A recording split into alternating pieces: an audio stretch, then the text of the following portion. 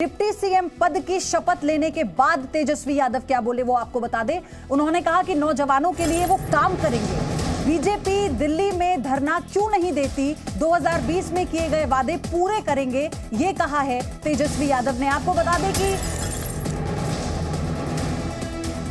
तेजस्वी यादव ने एक बार फिर से उन्हीं वादों को दोहराया जिसको लेकर वो विधानसभा चुनाव में उतरे थे और कहते हैं कि वो वादे जो 20 में पूरे नहीं हो पाए थे वो अब होंगे। की मांग को देखते हुए जो माहौल देश का था, आदरणीय नीतीश कुमार जी ने एक निडर फैसला लिया जिसका समर्थन हम लोगों ने किया और महागठबंधन के नेता के रूप में आज चुने गए, मुख्यमंत्री बने। 8वीं बार हमारे मुख्यमंत्री जी से बात हुई है और ये सरकार जो है गरीबों की सरकार होगी और आम आवाम में अमन चैन कायम रहे, गंगा जमुना तहजीब बने, जो सामाजिक तनाव। इनके छोटे बच्चे रहते हुए भी ये हर महीने 50,000 कमाती हैं। घर से ही कैंडल मेकिंग बिजनेस करती हैं। आपको भी सीखना है और करना है, फिर क्यों देरी? फ्रीडम ऐप को अभी डाउनलोड करें। सांप्रदायिक तनाव भाजपा द्वारा पूरे मुल्क में, पूरे देश में जो फैलाया जा रहा था, जहर बीज बोया जा रहा था, उसको देखते हुए ये सारी चीजों को तकलीफ दूर करेंगे और माननीय मुख्यमंत्री जी के नेतृत्व में एक नया बिहार हम लोग बनाएंगे जहां बेरोजगारी हमारी लिए जो सबसे बड़ी समस्या है। आज भी हमारी मुख्यमंत्री जी से बात हुई है और 10 लाख वो काफी पॉजिटिव है और इसका जो नौकरी देने का जो बात हुई है, आपको 1 महीने बाद ये सारी चीजें देखने को मिला। देरी 1 महीने इसलिए होगी क्योंकि आप तो जान ही रहे हैं आनंद फानन में ये सारा चीज हुआ, तो पहले से कोई चीजें तय नहीं थी। लेकिन बिहार के नौजवानों के प्रति हमारी जवाबदेही है तो उनके दुख दर्द को हम लोग दूर करें और बेरोजगारी हटाने की तो हमारी लड़ाई रही है। सदन से सड़क तक हम लोग लड़े हैं और इसमें माननीय मुख्यमंत्री जी पूरी तरीके से बिहार में ऐसा कर दिखाएंगे हम लोग मिलकर के कि शायद ही किसी राज्य सरकार ने इतनी बड़ी संख्या में नौकरियां लोगों को देने का। आखिरी सवाल, बीजेपी कह रही है कि भ्रष्टाचारियों के साथ नीतीश कुमार चले गए हैं। बीजेपी कह रही है भ्रष्टाचारियों के साथ नीतीश कुमार चले गए हैं। उनको जो कहना है कहने दीजिए। उनसे लोग पूछ रहे थे 19 लाख कहाँ है, 2 करोड़ रोजगार कहाँ है, 15-15 लाख रुपया कहाँ है। अरे ये लोगों का तो काम खाली डराओ और खरीदो था।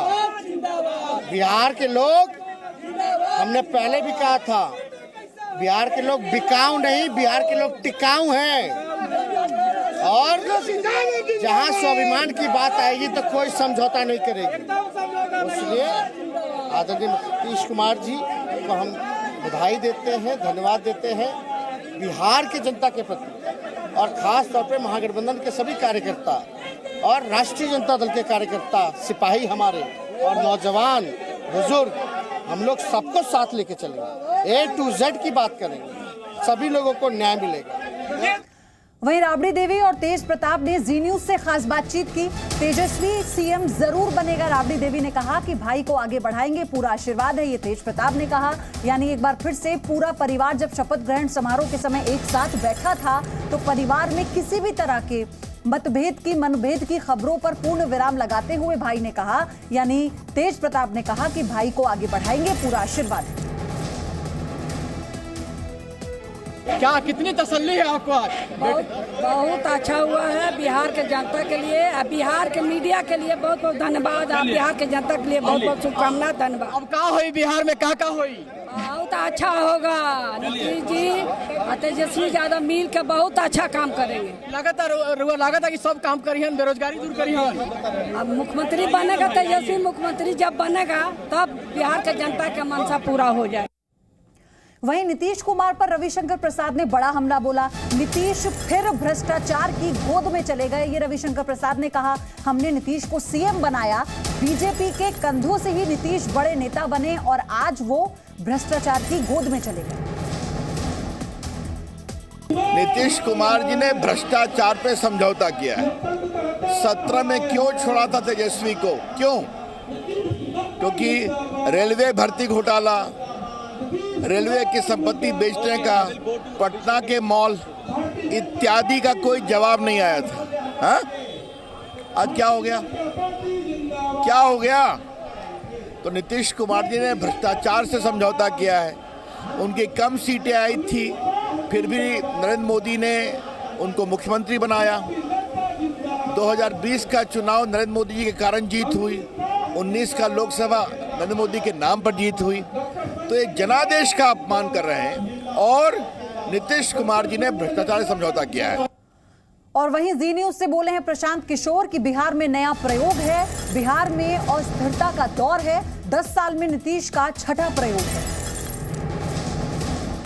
बिहार में सियासी उठापटक है और इसी बीच हमारे साथ प्रशांत किशोर हैं। सीधा और पहला सवाल, इस वक्त जो मौजूदा स्थिति है, प्रशांत किशोर अपने चश्मे से उसको कैसे देखते हैं? पिछले 10 साल में जो बिहार में राजनीतिक अस्थिरता का जो दौर 2012-13 से शुरू हुआ है, उसी दिशा की एक और कड़ी है। 10 साल में 6 डिफरेंट सरकारों को हम लोगों ने देखा है। ये छठवां प्रयोग है। मैं उसी नज़रिए से इसको देखता हूँ। तो इस प्रयोग को आप कैसे देखते हैं? 2015, 2017, 2022 कैसे देखते हैं ये प्रयोग? 2015-17 की बात नहीं, मैं आपको 2012-13 में ले जा रहा हूँ। ये राष्ट्रीय राजनीति में नरेंद्र मोदी जी के प्रादुर्भाव के बाद से, उसका एक तरह से आप इसको आफ्टर इफेक्ट कह लीजिए, बिहार की राजनीति में जो अस्थिरता आई है उसकी वजह से 13-14 में एनडीए गठबंधन पहली बार टूटा, फिर 14 में मांझी जी को 14 में हार के बाद मांझी जी को बनाया गया, फिर महागठबंधन बना, फिर 17 में एनडीए बना, फिर वापस अभी महागठबंधन बन रहा है। तो ये उसी की कड़ी में मैं इसको देखता हूँ। अच्छा, ये बताइए, लगातार हम देख रहे हैं जिस तरह से नीतीश बाबू के नाराज़ होने की बात कही जा रही थी कि कहीं ना कहीं नाराज़गी है, कहीं ना कहीं मेल नहीं खा रहा है, बातचीत नहीं बैठ रही है। आपको लगता है कि सिर्फ नाराज़गी थी या ये सारी पटकथा बहुत पहले से लिखी गई? अब ये मुझे पता नहीं है, तो आप उनसे पूछिए, मेरे से क्यों पूछेंगे? नाराज़गी वगैरह की बात नहीं है। मुझे जहाँ तक लगता है, ये 17 के बाद जिस फॉर्मेशन में नीतीश जी थे, मुझे कभी उसमें वो बहुत कंफर्टेबल दिखे नहीं। पब्लिक पोस्टरिंग चाहे जो भी रही हो, जिस तरह का कंफर्ट एनडीए मतलब जेडीयू और बीजेपी के बीच में 2005 और 2010 के बीच में 2012-13 तक था, वो कंफर्ट आपको 17 और 22 के बीच में नहीं दिखा होगा। लोगों को जो यहाँ राजनीति को फॉलो करते हैं जो लोग, उनको इनके छोटे बच्चे रहते हुए भी ये हर महीने 50,000 कमाती हैं। घर से ही कैंडल मेकिंग बिजनेस करती हैं। आपको भी सीखना है और करना है, फिर क्यों देरी? फ्रीडम ऐप को अभी डाउनलोड करें।